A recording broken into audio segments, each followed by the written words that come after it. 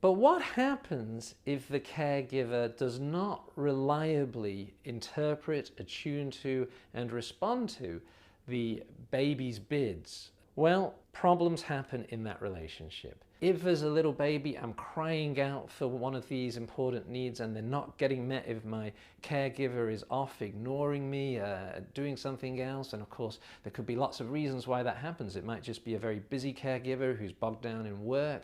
It might be a caregiver who's in a dissociative state because of their own trauma issues. It might be a caregiver who's numbed out on drugs and alcohol. But whatever it is, if I as an infant are crying out for that nurture, comfort, whatever it is that I need, and I'm not getting responses from my parent, then I get more and more distressed. My fight or flight gets more and more activated.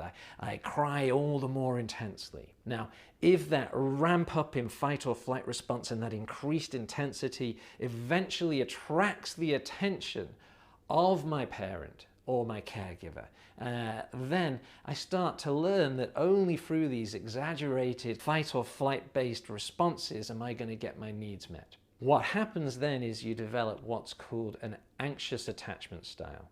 The secure attachment style that I develop plays out in later relationships as I grow older with a kind of a basic trust that when I ask for my needs to be met from my partner or whoever it is that I'm in a relationship with, that they're going to respond to me. So there's a sense of being at ease with other people, particularly. Let me just kind of focus in on an intimate partner for the sake of explanation here. When I'm with an intimate partner, I kind of trust in them. I trust that they're going to listen to my needs, that they're going to meet my needs, that they're going to respond to my bids for comfort or support or love or nurture or whatever it is that I need for my partner. So it's a kind of being at ease with my partner, a kind of trusting, a secure way of interacting and communicating and responding.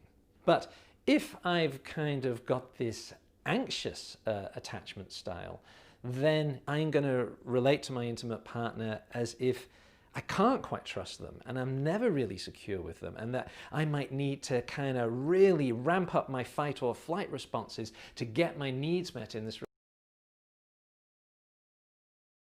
relationship.